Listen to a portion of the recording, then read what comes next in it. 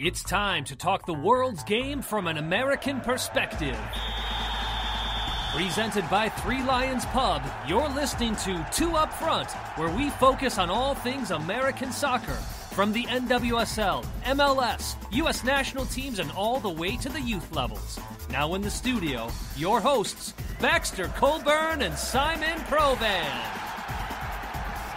Welcome, everybody, to the next edition of Two Up Front, presented by Three Lions Pub. I'm Baxter Colburn. And this is Simon Provan. Simon Provan, how are we doing today, sir? I'm doing great, Baxter. I'm good. I don't have much sleep once again, so I'm really overtired. I usually have creamer in my coffee. I've been drinking that black, just to keep myself going. I'll probably pay for that a little bit later, but it's all good things. Coaching a lot of soccer, directing a show, hanging out with my kids, hanging out with my wife. It's life is a great thing. It's a beautiful thing. That's a great thing to hear. I'm so glad to hear that. How about yourself? I'm doing well, honestly. Very tired as well, too. My son's been sick on and off the last couple of days. It's just that time of year. I was sick for a couple of days. Now he's kind of got it, and Mom's got it a little bit, too. So we're kind of just passing the sickness around the house for a little while and exchanging lack of sleep as well, too. But either way, though, we're spending time together as a family. There you go. So it's great. We're bonding in weird ways, I guess. It's coughing fine. Together, sneezing together, exactly. Whatever it takes. Exactly. It's all for the good of the family. That's all that matters. But anyway, aside from that, we hope that you're not sick of us because we appreciate you listening to us. We've got a great show for you today. Two exciting interviews as well. We'll have Melissa Tancredi of the Canadian women's national team joining us in our next segment. A great interview with her. She's playing her final match for the Canadian women's national team on February 4th, her farewell game. It's the bronze medal celebration game, I guess, for the Canadian national team also after their Olympic heroics. So that'll be an emotional night for all players involved, but for Melissa especially, too, as she hangs up her boots internationally for the final time as well. So that's going to be exciting to hear from her. Absolutely. And then we're going to hear from first-round draft pick of the New England Revolution, Brian Wright, in our fourth segment to hear his thoughts about what it's like to be in MLS now and some other exciting things that Simon and I poke him about coming from University of Vermont and just his career aspirations and what it's going to be like to play again with Kai Kamara and Juan Agudelo and so many other players as well. Interesting fact, Baxter. I don't have their names here, but there were two other players drafted out of the University of Vermont. Oh, were they? Okay. And they both played for the New England Revolution. Look at this. I love it. We'll have to check the stats, I guess. But either way, two great interviews that you're not going to want to miss. If you have missed other shows before, we invite you to go look at our website, 2upfrontsoccer.com, to find past information. You can also go to iHeartRadio, Spreaker.com, and iTunes as well to get all the information and past episodes as well. Yeah, and check us out on Facebook. That's where we post our schedule. Our personal schedules are pretty crazy right now, so we figure out when we can do the shows. We do them once a week now, so if you want to know when they're going to air, not always able to do them live, but we certainly try to. Anyways, you can find the information there on Facebook. You can also check us out on Twitter, at 2UpFrontSoccer. Check out our personal feeds if you'd like, at Baxter Colburn, at Simon Provan. All right, Simon Provan, first and foremost, you have a special thing to say. I do. You? I got to give a little shout out, Baxter. Please do. I'm coaching once again at Strike FC, as I've mentioned before, and doing actually some baseline training. I was asked to come in and assist on Wednesdays and Thursdays. No, this is how crazy my schedule is. Tuesdays and Wednesdays. So the first practice, I meant to say this last week too, but the first practice, I enter the facility, I find out what team I'm with, and Lisa Culligan is coaching these young kids, and she's the one I'm helping out. I went up to her, said, "Hey, I'm Simon." And she goes, "Oh, hey, it's kind of weird." I said, "Well, what's weird?" Well, you're and weird. She said, Gosh, to put a face with the voice. I'm like, "What are you talking about?" She goes, "Oh, yeah, I should have told you. I listened to Two Up Front." Oh. And I was like, "Oh, cool." So found out that she found us through iTunes and really appreciates the NWSL coverage we do. And, wow. and she actually weeds out those shows that she doesn't feel does a good job covering NWSL. So we've made the cut. Huzzah. So Lisa, thank you for listening. Of course, I will be seeing you in just a little while here. But but thanks for being a loyal listener. Yeah, we certainly appreciate that. How cool. Especially, it's always fun to meet people that aren't friends of ours, basically, to an extent. They're like, "Oh, hey, it's always funny when they talk to you about the show and don't realize that you're a part of the show as well. It's like, "Yeah, I listen to the show, and it's Baxter and Simon." I'm like, "Oh, my name's Baxter." "Oh my gosh, you're part of it." It's always kind of fun to do too. But thank you, Lisa. We appreciate your support, and we hope that our NWSL coverage, among other things, is up to par. So thank you very much. All right, Simon, a couple of U.S. national team things to get to, but you also had another player that you wanted to talk about as well, too. He's on the U.S. men's national team radar. We've seen him a little bit, but people are excited about him, especially across the pond, apparently. Yeah, absolutely. So we're going to kick off our kick around, which is brought to you by Too Much Metal for one hand. You can check them out at toommuchmetal.com. They sell basically rad things for rad people. We're pretty rad ourselves. So, yeah, we love the sponsorship. But yeah, we got to kick off the show, Baxter, our kick around with Emerson Hindman. I always get that name wrong. I don't always say Hindman because that Y is in there. Maybe I'm saying it wrong. Anyways, listen. Emerson, come on the show and explain it. Exactly. He had a great outing with Rangers in the Scottish Premier League, going 90 minutes, scoring a beautiful goal just this last weekend, solidifying the win against Motherwell, 2-0. Listen, he's getting lots and lots of love, Baxter. Of course, he's coming over from the Premier League. He's on loan for the Rangers, and already the fans are saying, can we have him longer, please? Well, anytime a player scores for a team, usually that's going to prompt that sort of a response, too, where people are like, we love him, we got to keep him. Yeah, and it wasn't just his goal. Going back and watching 7 minutes of highlights, he's in every single one, making great passes, reading the field incredibly well. Listen, the goal he scored, he started from the back, laid the ball off, made a run all the way up the field, got the ball back, and slams it into the goal.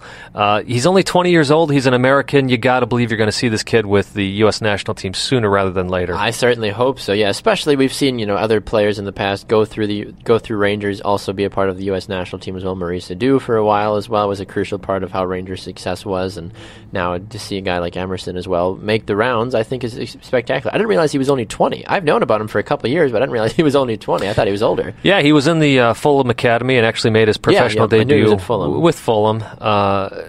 And he hasn't had much playing time with Bournemouth, who he's with now. Sure. So... And that's one of those things, too. So Bournemouth's going to be looking at this saying, oh, okay, maybe this kid can actually play.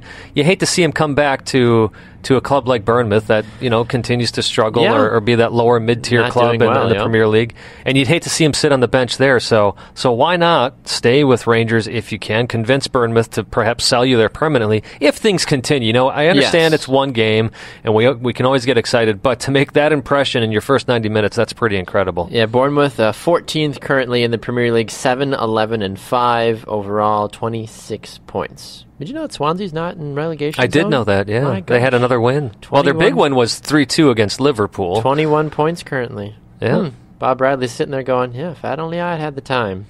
Perhaps, but I will say that two of the players that got sold from Swansea were two of Bob Bradley's starters. So. Well, what are you going to do, I guess? Yeah, transfer season just finished up, too. It did, and I was going to say at the same time, Liverpool, man, they got a tough stretch, 11 games in 44 days, so they're basically averaging, or in 40 days, so one game every 4 days for them. Of course, they did it to themselves by having to play a replay in the FA Cup. But man, what a dive they are taking. It's incredible. Yeah, they find themselves all the way in fourth place currently after being top of the league. Chelsea now 56 points, Spurs in second, and Arsenal in third, even though they're kind of tied with Spurs, but Spurs owns the tiebreaker. But anyway, we're not here to talk about the Premier League as much as we do enjoy them. Everton, 7th place, by the way. Yeah, and they're doing really well. Around, yeah. They're actually doing really well. I could see, if they keep playing the way they are, and Liverpool keeps playing the way they are, I could see Everton sneaking perhaps up into that 6th place, maybe even a Europa League spot by the end of the season. Ambitious. Very ambitious. Yeah, okay. Good transfer season as well. Absolutely. That always helps. All right, lastly here, before we have to run to our first break and then have Melissa join us next segment,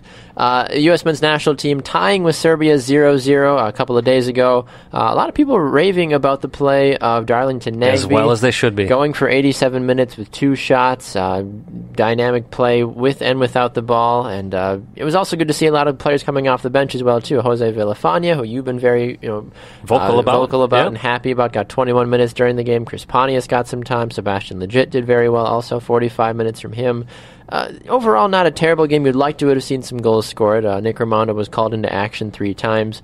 Serbian's goalkeeper only got called to action 1 time with a save, but not terrible. We also kind of expected this kind of a game, too. You especially were like, it's going to be a draw. I thought there was going to at least be goals, but you, with the draw, at least got that properly. Yeah, look, you basically had a US B team playing against the Serbian B-C team out there.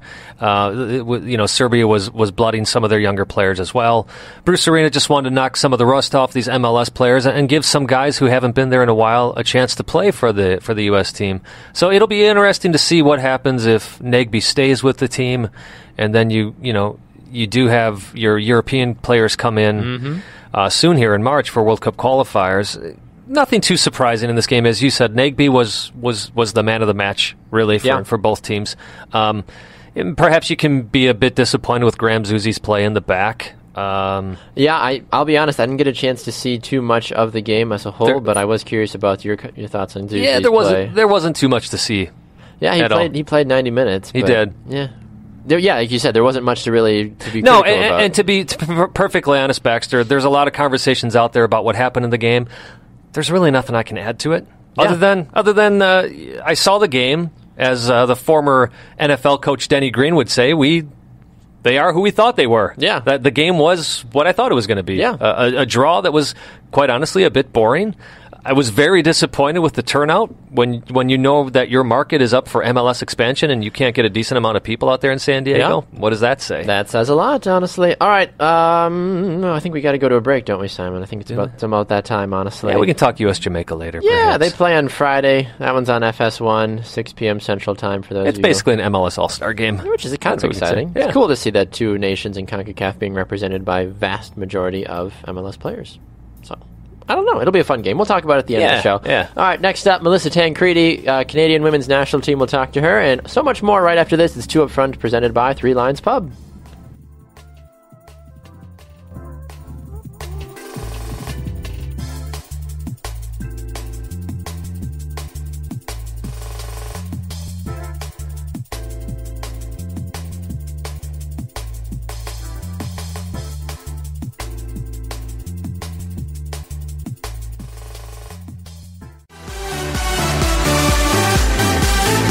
Welcome back inside the studio. It's Two Up Front, presented by Three Lions Pub. I'm Baxter Colburn. And this is Simon Provan. All right, Simon Provan, as we roll along with the program, not the Provan, the program, a reminder to go check out our social media handles, Two Up Front on Facebook, at Two Up Front Soccer on Twitter, at Baxter Colburn, at Simon Provan as well. We don't have a hashtag, do we? Hashtag Two Up Front? No, we should try to start one, but I'm always fearful that once we start a hashtag campaign, it's going to backfire on us. Yeah, we don't want to be like the North Carolina Courage and just get people to roast us for saying the wrong thing, honestly. All right, well, let's move along with our first interview today. Simon joining us now on the shopfutsal.com call-in line. Some might say she is a legend. We know she's a legend, especially when it comes to the Canadian women's national team. She is also a former Fighting Irish alum of University of Notre Dame. She is Melissa Tancredi of the Canadian women's national team, and she joins us now. Melissa, how are you today?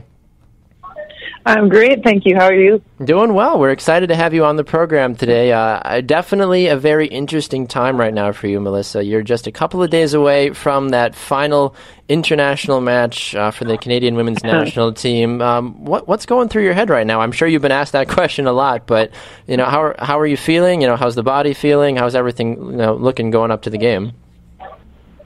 Oh, it's kind of crazy. I've been in normal working mode for a bit as a chiropractor, so to be back in a camp setting, brings back all the memories and, a lot of crazy mixed emotions. Obviously, I'm extremely excited to move on in my career, but at the same time, it's sad to leave this kind of structure and leave this team at this time.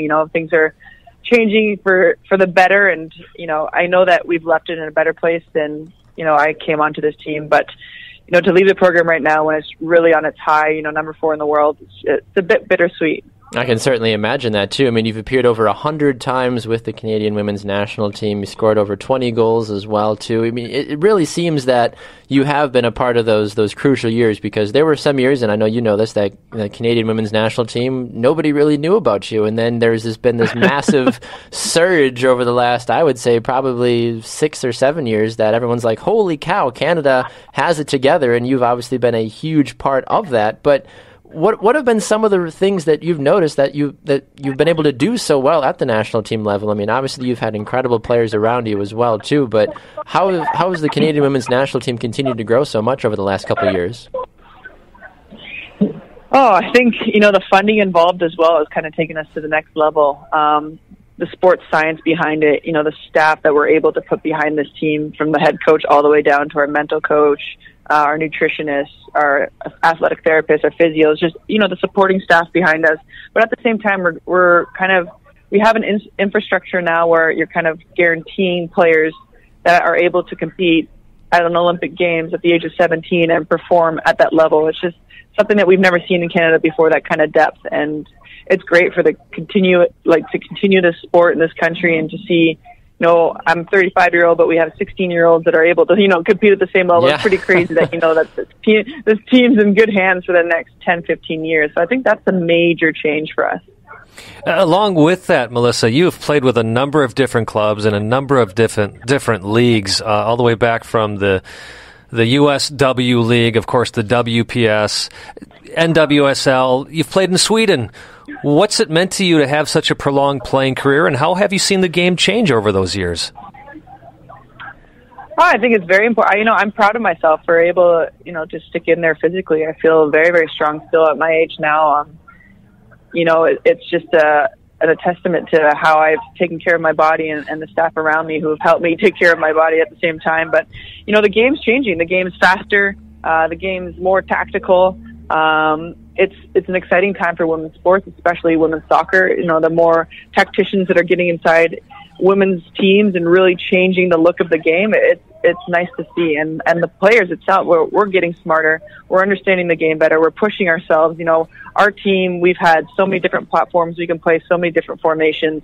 I think that's the major step for women's soccer, and I think you're starting to see it in other national teams as well, starting to get that kind of, interchange within the game itself, not just going out with one system or two systems, being able to change within four systems in one half. So I think that's the major change of this game, as well as everyone's getting faster, stronger, fitter. It's really pushing the boundaries. It's really exciting time for women's soccer. I'm excited to see what the next World Cup's going to look like. Oh, speaking of World Cups, you've played in a few yourself. You played in a few Olympics.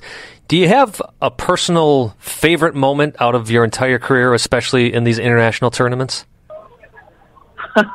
That's a hard one. I've even been asked which medal is, the more important one for me. But I think London, I for sure have to say it stands out because of what it did to this country, what it did for this team, what it did for women's soccer.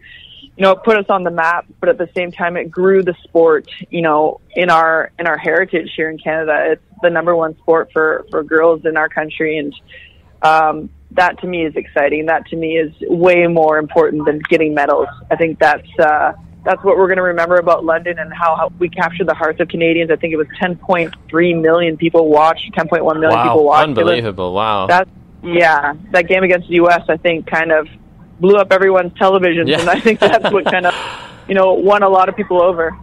Now, I'm curious, Melissa. You said that this is obviously, you're finally wrapping up your career, but if an offer came along, would you consider playing another club season, even if it was like in the NWSL, or somewhere maybe a little bit closer to where you call home? I've actually had an offer come in right away. Oh. No idea I was retiring because I did have a great club season. I made sure I ended up on a positive note. But no, absolutely not. I think the body's okay. It's just the mind. The mind is ready to move on. I think I've already moved on a bit. So I have so many more challenges in the real working world. So that's what's going on. What is post-playing career for you, Melissa? What's next for you?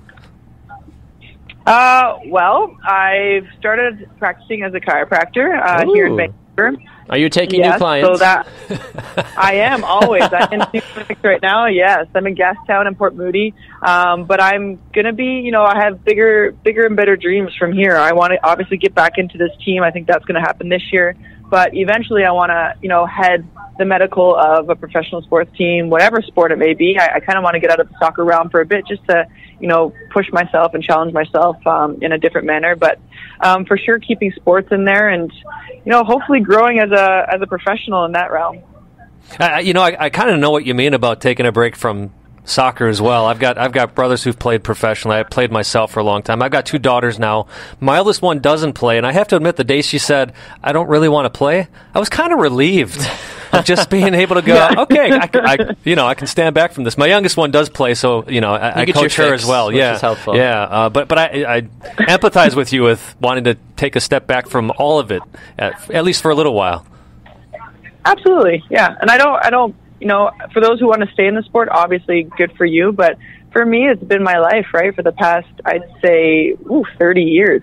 And for me to just step back and kind of, grow myself a little bit outside of the soccer bubble, I think that's important for me. And to feel some sort of balance in my life right now would I am 35. I'm not like I'm a 20-year-old. I want to kind of, see what else is going on out there. I want to be able to play, winter sports and like enjoy that part of it. Whereas contractually I was never able to do. So Fair enough. I'm just excited about the other side of life. I can imagine that too, yeah. I mean, and rightfully so, obviously. I mean, like you said, you've spent the last 30 years of your life dedicated to one thing. I would certainly, regardless of how much success or not a person may have in something like that, you definitely get that itch where you're like, I really need to go do something else, and I can certainly understand that. And Melissa, I'm curious too, before we let you go, looking at this Canadian women's national team and the players even just called up for this match as well too, there's a lot of difference on the overall. You look at some of the more veteran players like yourself and Diana Matheson and Christine Sinclair, but it's a lot of the younger players that have people excited as well too. Are there a couple players that have kind of stuck out to you even over the last couple of years that fans really need to be keeping a closer eye on as their careers continue to blossom as a whole? Whew.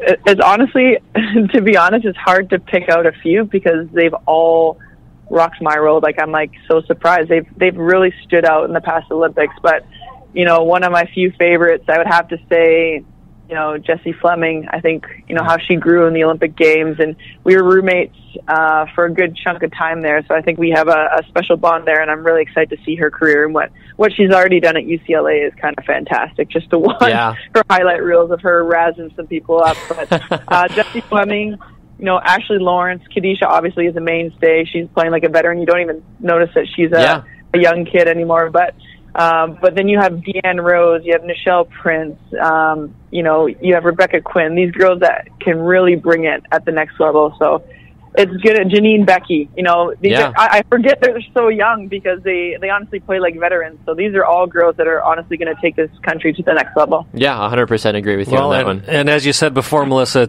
a lot of that is thanks to you and the players that you grew up playing with. So the future is definitely bright for Canadian soccer. Absolutely. Thank you for saying that. Absolutely. Well, Melissa, we have absolutely had a pleasure talking with you. As we let you go, we obviously just want to say, as supporters of women's soccer and soccer as well, thank you first and foremost for all that you've done for the game, and we wish you very well in your future endeavors, and good luck in the game as well too. Maybe grab a hat trick if you've got some free time there during the game.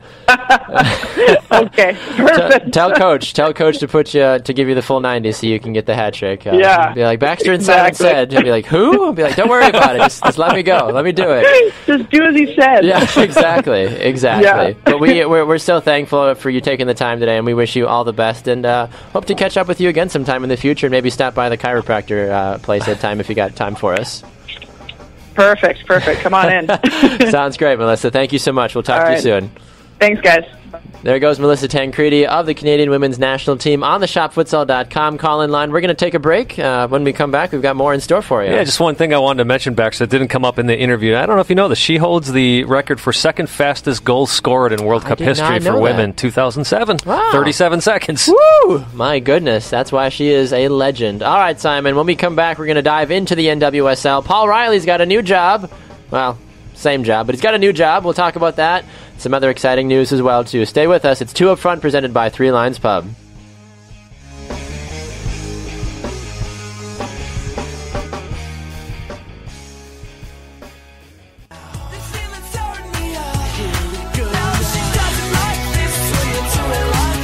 Welcome back to 2 Up Front, presented by Three Lions Pub, here in the Attention Era Media Studios. I'm Baxter Colburn. And this is Simon Provan. All right, Simon Provan, great conversation with Melissa Tancredi there in our last segment. Great to hear the passion in her voice about everything going on. We know it's an emotional time, but still very professional, as always, as well. Absolutely. Just a great interview overall. Well, and I feel extremely privileged that we're probably one of the last interviews she'll give before she's officially retired. Yeah, yep, exactly. So a very special thanks to the Canadian women's national team as a whole for allowing the interview with Melissa, and a special thanks to Melissa as well. All right, moving into the NWSL now, let's talk about a couple of different things taking place right now. A good friend of the show, Paul Riley, actually has a job officially. We speculated, we thought for sure, especially when he was a part of the coach's picture at the NWSL draft representing the North Carolina Courage, but wasn't officially their coach at that draft, which is kind of weird when you think about it. But now officially he was announced as the next head coach, or the first head coach, rather, of the North Carolina Courage, rather the de facto Western New York Flash. So it made sense. We thought it was going to happen. now it officially has happened. Yeah, as you said, Baxter, it makes total sense. And he was so important to that club when they were the Western New York Flash. Yes. This young team, Vital. mixed with some older veterans in there. He was vital. I think that's a word you were just... vital. Yeah, he was vital to that championship team. So to have him back, to have these players under this guy who just seems to know how to get his players ready for games, whether it's a regular season game that's midway through the season or an NWSL championship game. He knows how to handle his players. He certainly does, and the fact that he's keeping virtually all of them, he hasn't really lost anybody. You haven't seen Lynn Williams or Sam Mewis or any of the other dynamic players move to other teams, so he's basically getting the exact same cast back. They've picked up a couple other players throughout the draft and off-season as well. This is going to be a Courage team that's going to be very dangerous again in 2016 and 17. Absolutely. That was one of the things that Paul and I talked about at the NWSL Championship, is how important is it to get all these players back. And he said it's the most important thing going into next season. This was, of course, before they knew they were moving. But one of the players he singled out was Jessica McDonald. Yes. Saying that it's not just her play on the field, it's her leadership in that locker room. So he's going to have his leader back, himself back, and just about every single player, young players like Sam Mewis out there who is a bit of a heartbeat of this team.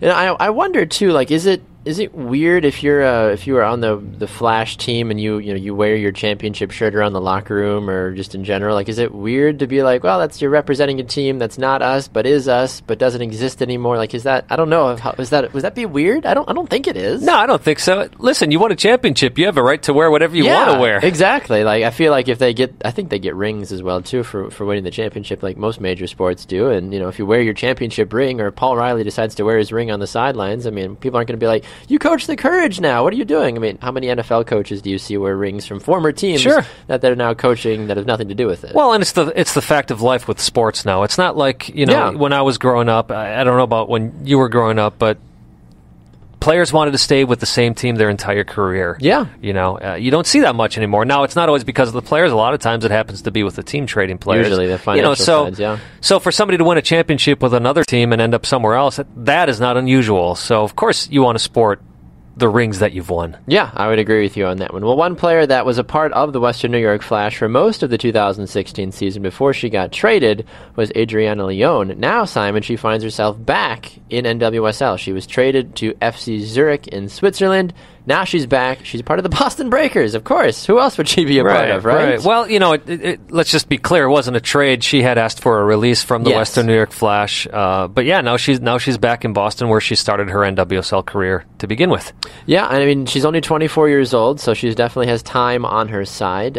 She's waiting for the pending receipt of a P1 visa and international transfer certificate. Aside from that, though, she's going to be back in NWSL. This is an attacking player that we've already heard Coach Matt Beard last week on the show expressed that defensively they're set, so they're just trying to rebuild the offense as well. And Leon is a player that knows how to score goals and is experienced internationally as well. So her experience, even though young, is going to be vital to Boston's success now in 2017. Yeah, absolutely. I think anytime you can get a Canadian international who has World Cup experience on your squad, whether she comes off the bench or does end up starting, that's a good thing to have. Yeah, you're absolutely right. Side note, did you see the I don't know if it was intentional or not, the little jab that Matt Beard threw at Tom Sermani on our Twitter? I did not see that. You did not see that? So last week, after every show, we always tweet out the show and thank the guests on, and we tagged both Matt Beard and Tom Sermani in. And Matt Beard responded to the show tweet and saying, hey, I think he said something to the effect of, great show, not sure about Tom Sermani, LOL. And I was like, I don't know if I should touch this. And I didn't. I left it alone, but I sat there for a good 15 minutes just being like, I don't know how to react to this. I was like, is he being funny? Is he being serious? I was like, Tom didn't respond at all, but I was waiting for someone to pick on that and be like, oh, okay, Matt Beard just throwing a little shade there. Yeah, I think we know Matt well enough now that we can say, I'm sure he was having a little fun. Yeah. And hey, I'll tell you what, I invite everybody who comes on our show and learns about the guests that are on the show with you, feel free to go at each other. Of course. course, have fun. Just with tag it. us every time, so we make sure we can follow along. Exactly, but I thought that was absolutely funny as heck, though. I thought it was great, too. I'm going to have to look here as well as we're talking about it, but just a special thanks to the people. We had people tweeting at our Two Up Front account. We did, yes. People were thanking us and voicing their frustrations. We talked about the All-Star game in Chicago last week, and there was one fan, she's like, I live in Chicago, and I hate trying to get there, basically. I'm trying to find her name here, but I thought it was great that people were voicing their frustrations that are shared by so many people in that regards. By the way, Cale Parker, Yes, I'm sorry. No, go ahead. Yeah, no, I did see that conversation with our Twitter feed and Cale, and I did laugh my head off. Nothing that I would encourage people do. You can check out the tweet yourself at 2UpFrontSoccer, but that was pretty funny. I'm still frustrated it's not at Bridgeview, though. I get that it's a drive, but the people of Bridgeview were promised that these type of events would come to their stadium there, and now it's at Soldier Field. I wonder how much it would be different if Peter Wilt were still pulling the strings in the Chicago Fire. I do wonder. Just out of curiosity. I'm banking on the fact that it's going to be Barcelona that's coming over, and here's why. Really? Here's why. Okay. Because MLS has already said Barcelona will not be coming over. So I'm going with it's going to be Barcelona. I'm confused now. Please explain. It just seems like that whenever the league tries to deny something, then that's actually what happens. That's all.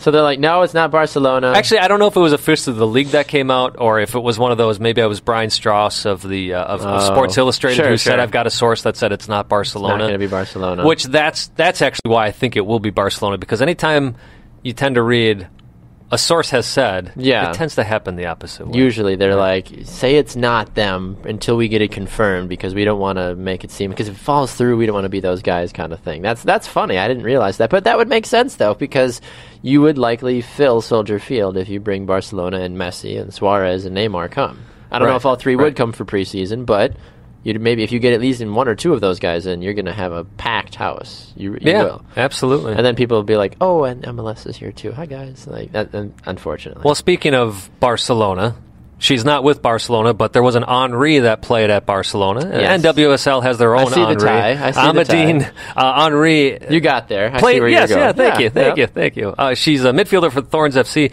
She's actually going on loan, short-term loan. Which is nice to see. Going over to Paris Saint-Germain, though. So PSG. So she's going to take on Alex Morgan in the Women's French League there. Yeah. Lyon versus PSG. Yeah. Sure. I don't have a problem with it, I guess. I mean, she's one of the... people are saying that she's arguably one of the best players in the world. Oh, absolutely. I mean, when you consider she made her debut in the 2016 Rio Olympics for France, France has a strong women's national team. She finished up 2015-16 as a runner-up for the UEFA Best Women's Player in Europe award. So this is a very strong player. Of course, it was a big deal when the Thorns sold her. So going back home, just trying to keep in shape. Not sold her, right? They didn't sell. Did I say sold? You said sold. I was like, I thought they signed her. I didn't think they sold her. Wow. Yeah, no, for signing her was a big deal. Calm down, Portland. Calm down, fans. She's still a part of the team. She's just on loan. That's why we do this show together. Whew, you had me worried for a second there. My goodness. All right, one other final thing we want to talk about. Simon, you've got more of the... wow, this is terrifying. I'm looking out the window, and there's just snow whipping past. Wow. It was sunny. It was very sunny when we got to the studio. We have a beautiful view of downtown Milwaukee, and I looked to my left, and there's just... we look like we're in a snow globe. It's almost like a sideways snow. It's not even like coming straight down. It's terrifying. Wow. Anyways. I'm glad to be inside where it's warm. Exciting news for the NWSL, potentially. They're announcing tomorrow, some are saying a network deal with A&E Networks to probably stream or broadcast NWSL games. Yeah, I got to believe it's going to be a broadcast agreement, Baxter. A&E Networks, they're owned by Hearst and Disney, so you may have an in there with ESPN as well, with get Disney a couple involved. Games on, Yeah, but between those two, they have 11 television channels, so you got to believe that this is going to be games on that network, or I should say the networks, but with 11 television channels between those two entities, which make up the A&E networks, you got to believe that these games are going to be on national television. And I think to an extent that's not terrible. And I was voicing this off the air to you, saying that, well, a lot of people don't have cable or don't want to pay for it, but you were saying that A&E is one of those basic. One of those networks you get on basic cable, basically. Right. And again, this is the A&E network, so it's not the A&E channel. True. It's the A&E network. So we'll see what happens with that. But listen, this has got to be a big deal with the amount of players that they're going to have at the announcement. Rose Lavelle, Stephanie McCaffrey, Christy Mewis, Samantha Mewis, Alyssa Nair, Christy Rampone, Lynn Williams are all going to be there. So this is going to be a big deal. And hopefully, you would hope that this isn't a matter of the league paying the A&E networks, but rather perhaps the other way around. I don't know if they have that type of power yet. Certainly but would be nice. I'd like to see that. Yeah, I would 100% agree with you, honestly. I think that we're definitely seeing the NWSL continue to grow, which I think is important, and you and I are big advocates for it. And the fact that we continue to see such positive things come from the offseason and just in general, I think this network deal, I think people would be foolish if they thought that ESPN or Fox Sports were going to say, hey, look, we're going to come, we're going to give you blah, blah, blah $1 million to do every single game on our networks. It's just not going to happen. They're not at that point. Right. They're not at that point yet. But this is a good stepping stone. A&E networks as a whole are established. They've been around for a long time. This isn't some startup network that's saying, let's do the NWSL. It's like, no, they're established. They know how to do this business of sports, among other things, and I think it's going to be a positive thing overall for them. Yeah, and absolutely. It's interesting because there are people on Twitter kind of freaking out about this, saying, oh, no, this means, this probably means we can't get the games on YouTube anymore. Look, that may be true, but if you want your league to grow, these are the kind of deals you want to have happen. Exactly. You don't see too many MLS fans complaining about their games being on YouTube, which they're not. That's the thing. Granted, for someone like me who, you and I split our MLS Live account, which is... Anyway, you didn't hear that. We each have an MLS Live account, and do it that way. But that. Aside from that, I get a little frustrated at times though when it comes to trying to watch MLS games. I'm like, I don't have cable, especially as a Revolution fan. They play 2 times on national television in 2017. It's a hard franchise to be a fan of. Okay, that's just the honest truth about it. But it's all good. That's why I'm a true fan. There you go. I will not back down. Okay, let's go to a break. That's also why you have your MLS Live. Exactly, so I can actually watch the Revolution in all their worth. Speaking of the Revolution, Simon, we've got a Revolution guest on our next segment, Brian Wright, the 20th overall pick in the 2017 MLS Super Draft, will be joining us right after this. It's 2 Up Front, presented by Three Lines Pub. Stay with us.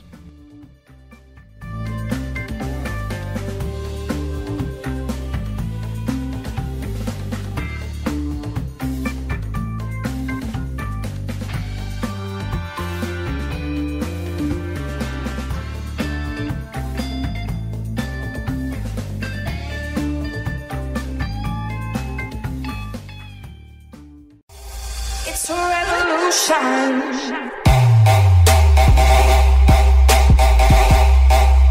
Welcome back inside the Attention Area Media Studios here from beautiful downtown Milwaukee. It's 2 Up Front, presented by Three Lines Pub. I'm Baxter Colburn. And this is Simon Provan. Simon Provan calling in for a, let's be honest, pre-recorded interview. We weren't going to try to fake it since you literally just heard from Simon and I in the studio. Now Simon's on the phone, but Simon just didn't want to be in the same room as me for this interview, I guess. He was like, we're talking about the Revolution. Nope, can't do it. Got to go outside and call from the lobby.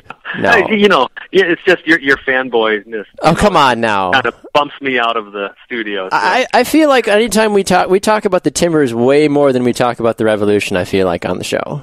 Okay, touche. You got me there. But I'm always excited, though, when we have a Revolution player on, and you get excited, of course, when any Portland players, both men or women, come on the show. So we've got an exciting opportunity here, Simon, to welcome on Brian Wright. He's the first-round draft pick of the Revolution from the MLS Super Draft, 20th overall out of the University of Vermont. He's going to be wearing the number 7 this year for the Revolution, and he joins us now on the shopfutsal.com call-in line. Brian, welcome to 2 Up Front, sir. How are you? Thank you. I'm doing well. How about you? Doing well, Brian. We're excited to have you on the program. First and foremost, congratulations on being drafted as well, too. An exciting time, no matter what the sport is. Anytime a team puts their faith in you, especially a first-round draft pick, that's got to be exciting. What were your emotions when you got that call and saying, hey, we're taking you number 20, you're coming to New England? It was a pretty good feeling, to be honest. I was kind of nervous at first, but I'm more nervous to give a speech. When I got up on stage, but after that, kind of like a surreal feeling, finally getting drafted, feeling like years of hard work has paid off. Yeah, Brian, you had a fantastic senior year out of the University of Vermont. Second team All-American, first team All-East, first team All-Conference. Basically anything you can mention, including a semifinalist for the Herman Trophy. You're coming to the Revolution as a forward. Obviously, there's a lot of competition at that position. Juan Agudalo's already there, Lee Wynn, Kai Kamara. So how do you see yourself fitting into this team, at least for the first year? Being optimistic, I guess. Just come in, try and learn as much as I can, fit in, and try to help the team when I can and wherever I can. We saw that a lot last season with a lot of the players that the Revolution had. I mean, I know Femi Hollinger Jensen was one of those players that kind of came on as one of the super sub, and then unfortunately he's not with the team anymore. But do you look to be more of that 65-minute plus forward burst of energy has Coach Heaps talked to you about it, like what your potential role might be, or are we waiting to see what preseason is going to kind of hold for you? No, we haven't talked about that. It's still pretty early, like 4 days in preseason. So I haven't really gone into detail in terms of specifics yet, but like I said, like wherever I can help the team and do my part. So that's what I'm thinking.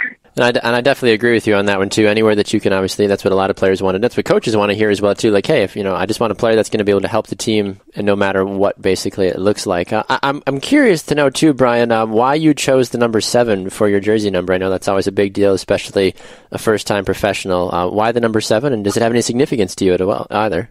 I just been wearing number 7 for a while. It was actually my first number that I had competitively, and then I switched a few years back and forth between 8 and 10, and then from like when I was 14 off until even in college, I got the number 7, and then I saw that no one on the Revs was wearing the number 7, so I said, why not? So I was fortunate that I came here and was wearing it, and I was fortunate enough to get it. So, Brian, you've got a really cool thing to add to your name coming again out of the University of Vermont. Only one other player in American sports history has been ever drafted in the first round, and that was back in 1947. So, what kind of pride do you have being drafted in the first round of a major league sport? And as I said, the first one since 1947 out of the University of Vermont. I actually didn't know that, but I guess that's pretty cool. I haven't really been thinking about that too much since the draft. I've just been focused on preseason and just getting ready for the season. So to get that, I guess it's an honor, but still trying to stay focused on what's ahead. Now, talking with you, Brian, it's obvious that you're more of a soft-spoken kind of guy off the field. What's Brian Wright like on the field? You scored 14 goals and 12 assists last year at Vermont, so you obviously were doing something right and were being vocal about getting the ball at your feet. But how do you approach every game from when you're actually on the field, and what are you looking to try to do, especially this season, to make an impact? Just when I get my chances to finish. I mean, at UVM, my teammates would just find me the ball when they could. I will do what I can back at UVM. So basically, I'm not trying to change anything up too differently. I don't want to change anything differently because clearly what I was doing worked and helped get me drafted. So I'll say I don't change my game too much. But like I said, when I get my chances, just take them. What's one thing that you're looking the most forward to about playing for the New England Revolution this upcoming season? The atmosphere. I know they have a great fan. A lot of friends in the area still. My parents, but not too far from home as well. So just everything is just a combination together of it being a perfect spot for me with the fan base, the great players here, that will win history, and they'll go for home in terms of UVM as well as home back in Canada. Speaking of Canada, Brian, obviously you've had a fantastic college career. Have there been any conversations with the Canadian Soccer Association as far as the men's senior team? No, there hasn't. Well, that's too bad because they're missing out on somebody who they should probably have in their camps. And the way you score goals, obviously Canada could really use that. So we'll have to get on the phone with them for you. We'll call our contacts up there, be like, "Hey, have you heard about this Brian Wright guy? He's a pretty big deal." Do you have just going off of that, Brian, as well too? Do you have dual citizenship? Could you also be called into the United States national team camp, or are you strictly Canadian?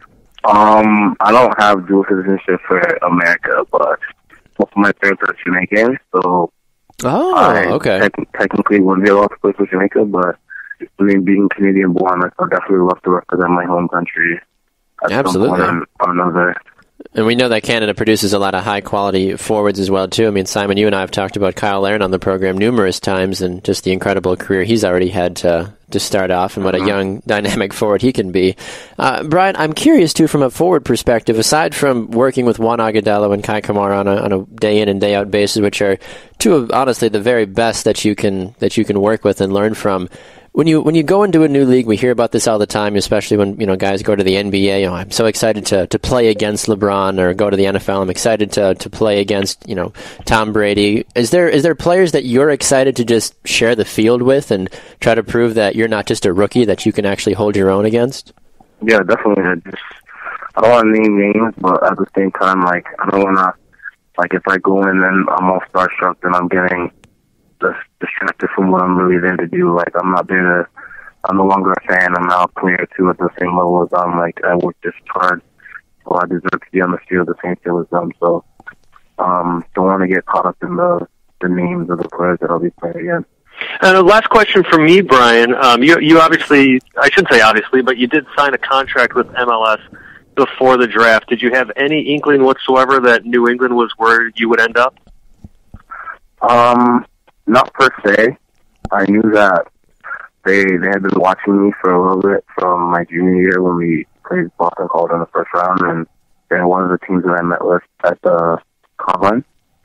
So I had an idea, but I didn't know exactly where I was going to end up. But I'm happy that they choose me when they did. Right. So when they met with you, can you shed light on what that conversation was like for you? What they may have said to you to give you an idea that they were interested? It was just a straightforward conversation, just asking me about me, what my goals, trying to get to know me a little bit in the little times that I know we had, just trying to figure out my personality a little bit and whatnot. Last question from me, Brian, before we let you go as well, too. Coming into MLS, there's obviously a lot of exciting venues that you get to play in aside from being in Gillette Stadium. Is there one stadium that you're really excited to go play in, whether it be out in Portland or even the crazy atmosphere in Seattle or even down in Houston for that matter as well, too? Is there one specific stadium or a couple that you're just excited to just go experience firsthand as a player? Definitely playing at BMO Field, Toronto being the closest franchise to me when I was growing up. Sure.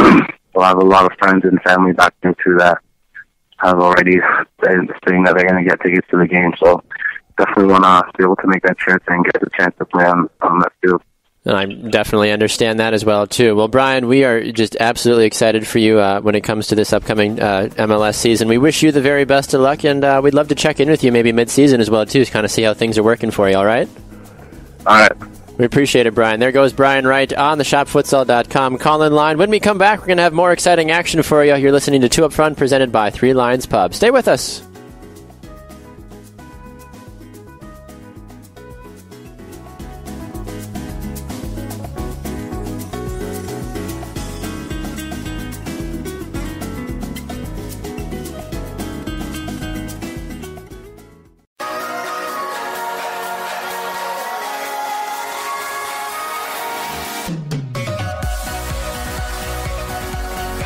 Welcome back inside the Attention Area Media Studios. It's Two Up Front, presented by Three Lions Pub. I'm Baxter Colburn. And this is Simon Provan. Wrapping things up, just heard from Brian Wright of the New England Revolution. Great to hear from him. More of a soft-spoken kind of an interview. And yes, if you hadn't guessed, that was a pre-recorded interview because Simon was on the phone, even though Simon has been in studio the entire rest of the show. But that's just how it worked out. That's when Brian's schedule worked out as well, too. They're traveling for preseason right now down in Arizona. So we made the most of the opportunity when we had it. So very special thanks to the Revolution organization and Brian Wright for taking some time to chat with us. So excited about that.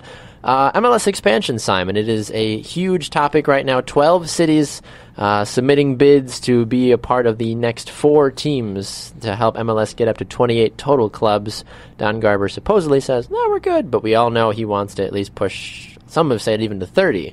We'll get to that a whole nother time. But 12 cities rather have announced their official submissions, and I'm curious to get your thoughts about all 12. So, all 12, okay. Well, we can be a little bit more on than others, but the first one is Charlotte. I think looking I have the list geographically here side by side with a map of the United States, just kind of looking, because we know MLS has talked about trying to populate more parts of the country that are not soccer heavy in terms of MLS teams. California is going to have 3 teams by the time LAFC comes in.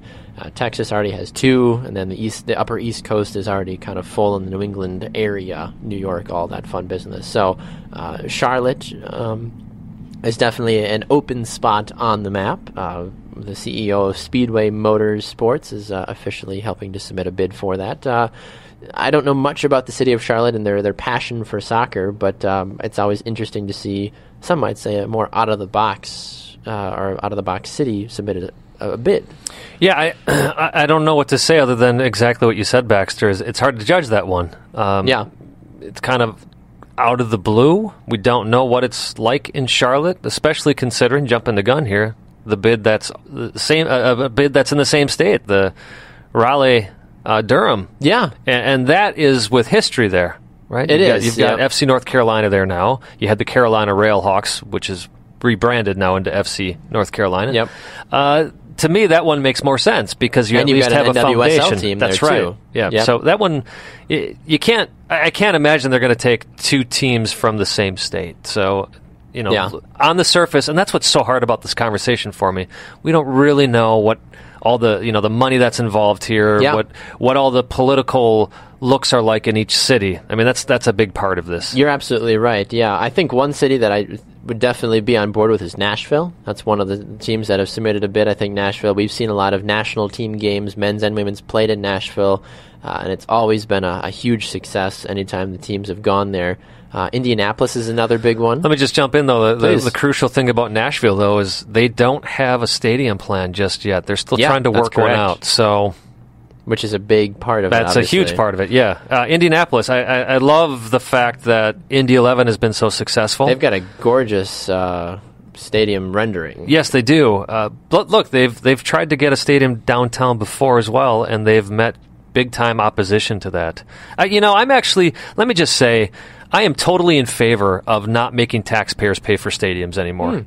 Okay. I think it's ridiculous, to be honest with you. I think it's absolutely ridiculous. There's always this big game about how the stadiums do help the economy of the local city, but actually all the studies show that, no, it really doesn't.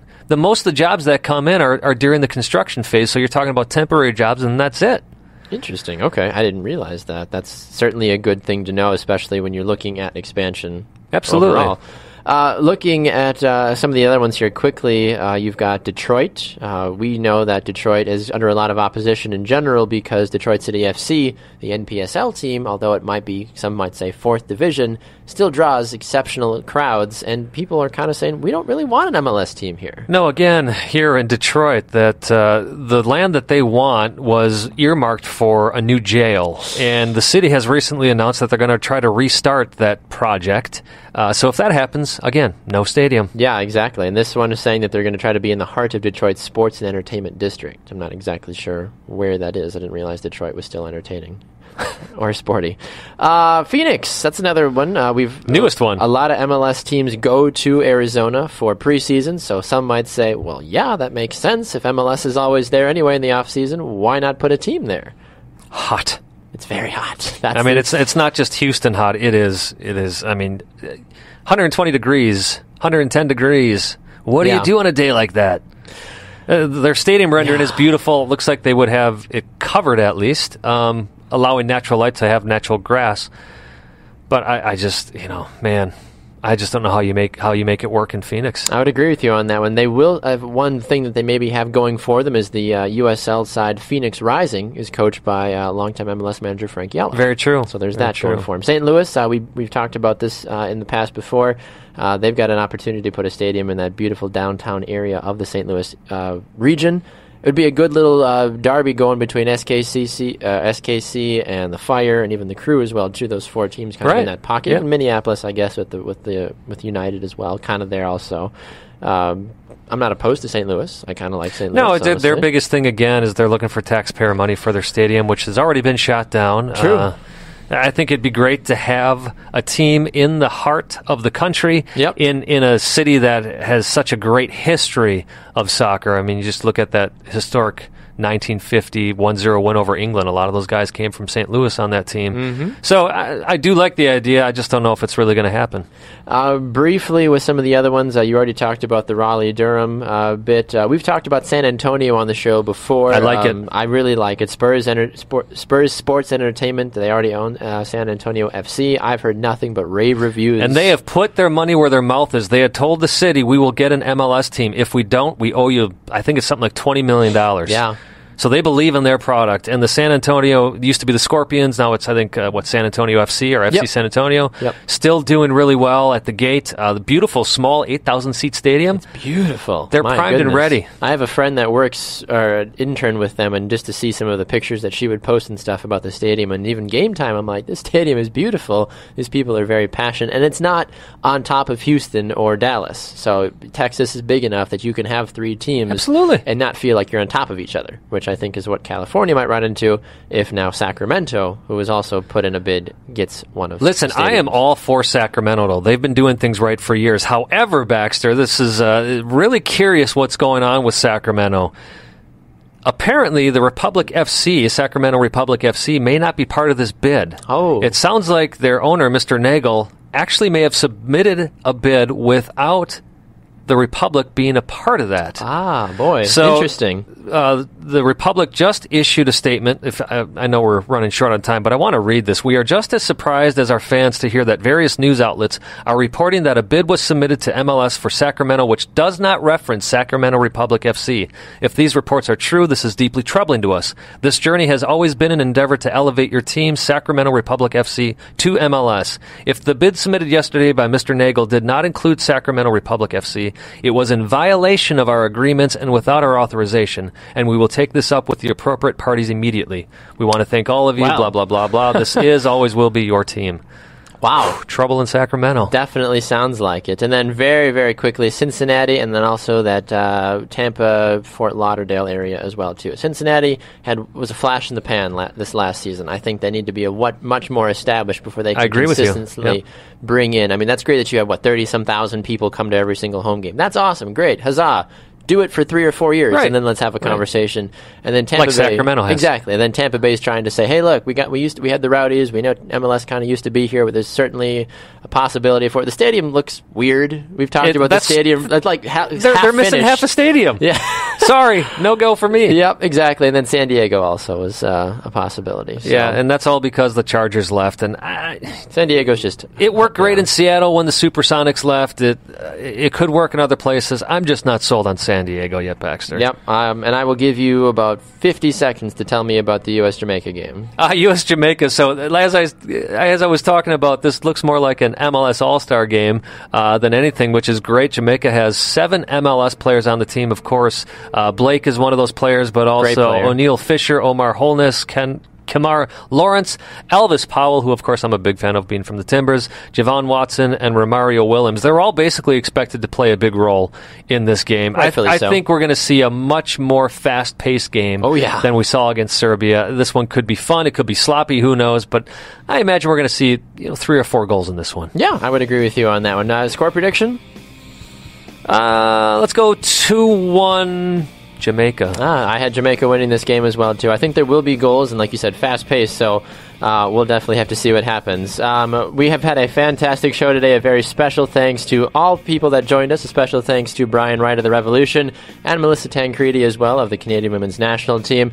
For Simon Provan, I'm Baxter Colburn. Go check out our website, 2upfrontsoccer.com, and we'll be back with more next week with our manager being the one above. We are 2 Up Front.